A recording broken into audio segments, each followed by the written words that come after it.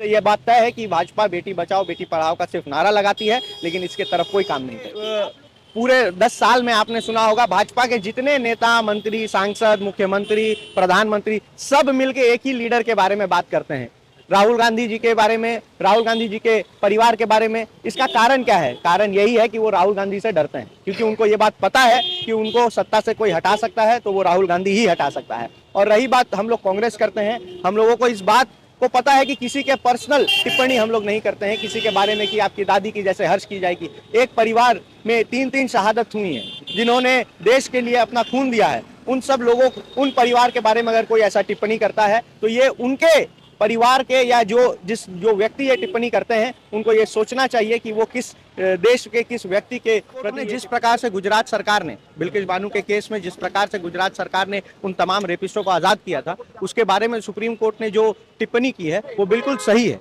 और महामान्य अदालत के रिमार्क्स के बारे में अगर कोई जाके पिटीशन डालती है तो ये उनकी बेवकूफ़ी है, उनकी नाकामियत है। रही बात आप जब बेटी बचाओ और बेटी पढ़ाओ की करते हैं तो उसमें अभी आप पश्चिम बंगाल की ही बात किया जैसे आपने, तो मैं बताऊं कि आरजी कर का जो इश्यू हुआ, यहीं आज यहाँ धरना मंच में, जहाँ इसी जगह बीजेपी ने 10 दिन मंच बनाया, 10 दिन मंच बना के उन्होंने धरना प्रदर्शन किया। लेकिन क्या आपने एक भी भाजपा के केंद्र नेतृत्व में, प्रधानमंत्री से शुरू करके गृह मंत्री से शुरू करके किसी को भी क्या आपने एक भी रिमार्क्स देते हुए सुना?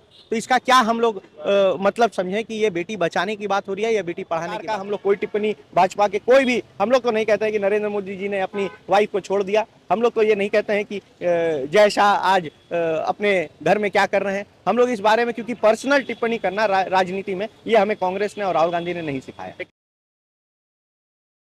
अजितेश भाई, सुप्रीम कोर्ट गुजरात सरकार पर जमकर बरसी है। प्रधानमंत्री नरेंद्र मोदी की जो वहां पहले सरकार हुआ करती थी, वहां के वो मुख्यमंत्री थे। सवाल ये है कि गुजरात सरकार को सुप्रीम कोर्ट ने कहा है कि जो रेपिस्टों को बचाने के लिए कदम उठाया गया था उस पर सुप्रीम कोर्ट ने कहा है कि हमारा रिव्यू, हमारा प्रेडिक्शन सही है। तो क्या लग रहा है कि भाजपा जो बेटी बचाओ बेटी पढ़ाओ की बात कर रही थी, पश्चिम बंगाल में आरजी कर को लेकर जरा लगातार विरोध प्रदर्शन चल रहा था, तो क्या लगता है सच में भाजपा बेटी बचाना चाहती है या मतलब कि कुछ और नारा है उनका और मुखौटा अलग है?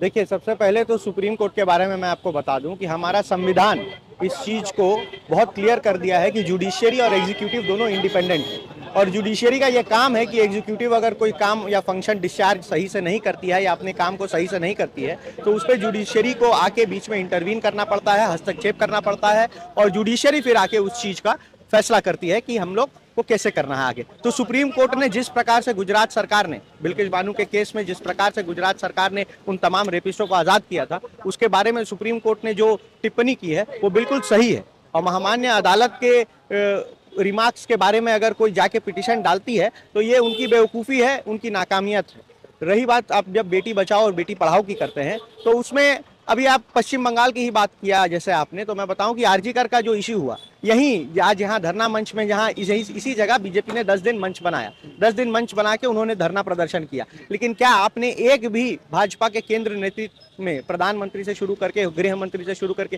किसी को भी क्या आपने एक भी रिमार्क्स देते हुए सुना? तो इसका क्या हम लोग मतलब समझें कि ये बेटी बचाने की बात हो रही है या बेटी पढ़ाने की बात हो रही है? यहाँ जो भी किया गया वो ढोंग है, क्योंकि यहाँ पे तृणमूल और भाजपा एक साथ मिल के काम कर रही है। इसका सबसे बड़ा ये यहाँ पे हम लोग को एग्जाम्पल मिल रहा है। रही बात दूसरी, बेटी बचाओ बेटी पढ़ाओ, सामने हरियाणा में इलेक्शन है, हमारी कांग्रेस से कैंडिडेट है विनेश फोगाट। आपको पता है कि ये तमाम जितने भी हमारे रेसलर महिलाएं थी जिन्होंने ओलंपिक्स में गोल्ड जीत के पदक लाके देश का नाम रोशन किया था, उनके साथ रेसलिंग फेडरेशन ऑफ इंडिया के तत्कालीन उस समय के चेयरमैन बृजभूषण तिवारी के ऊपर इतने सारे उनके ऊपर चार्जेस लगे, बट उनको हटाया नहीं गया।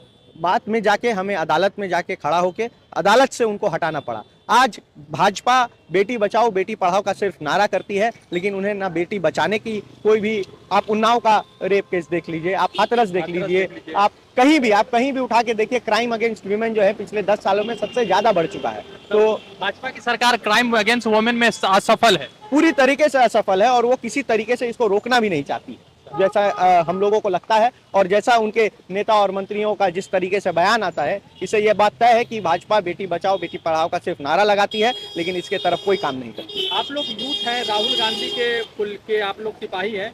राहुल गांधी को मारने की, जबान काटने की, दादी जैसा हशर करने की, टेररिस्ट कहने की बातें चल रही है, तो आप लोग इन तमाम कमेंट्स को किस तरह से लेते हैं? देखिए, ये पूरे 10 साल में आपने सुना होगा भाजपा के जितने नेता, मंत्री, सांसद, मुख्यमंत्री, प्रधानमंत्री सब मिलके एक ही लीडर के बारे में बात करते हैं, राहुल गांधी जी के बारे में, राहुल गांधी जी के परिवार के बारे में। इसका कारण क्या है? कारण यही है कि वो राहुल गांधी से डरते हैं, क्योंकि उनको ये बात पता है कि उनको सत्ता से कोई हटा सकता है तो वो राहुल गांधी ही हटा सकता है। और रही बात हम लोग कांग्रेस करते हैं, हम लोगों को इस बात को पता है कि किसी के पर्सनल टिप्पणी हम लोग नहीं करते हैं, किसी के बारे में कि आपकी दादी की जैसे हर्ष की जाएगी। एक परिवार में 3-3 शहादत हुई है, जिन्होंने देश के लिए अपना खून दिया है, उन सब लोगों, उन परिवार के बारे में अगर कोई ऐसा टिप्पणी करता है तो ये उनके परिवार के या जो व्यक्ति ये टिप्पणी करते हैं उनको ये सोचना चाहिए कि वो किस देश के किस व्यक्ति के प्रति ये टिप्पणी कर रहे हैं, और ये एकदम निंदनीय है। और हम लोग इस बात पे बिल्कुल भी, हम लोग इस प्रकार का, हम लोग कोई टिप्पणी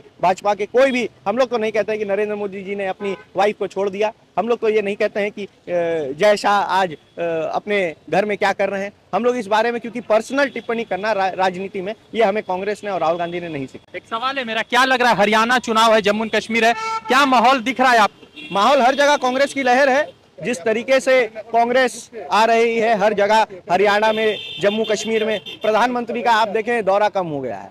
इसका कारण, किसी भी राज्य में जब चुनाव होता था प्रधानमंत्री उस कैंडिडेट से ज्यादा उस क्षेत्र में पहुंच जाते थे, लेकिन आप देखिए आज जम्मू कश्मीर हो या हरियाणा हो, यहाँ प्रधानमंत्री से लेकर केंद्र नेतृत्व बीजेपी का सबका दौरा कम हो चुका है। ये बात को दर्शाता है कि ये दोनों स्टेट में कांग्रेस की बहुमत से सरकार बन रही है, और आने वाले दिनों में 2029 बहुत दूर नहीं, 2029 में राहुल गांधी जी को हम प्रधानमंत्री के रूप में देख पाएंगे। कंगना रनावत ने कहा है कि 3 कृषि कानून को वापस लाए गए तो उसे फिर से लाना चाहिए।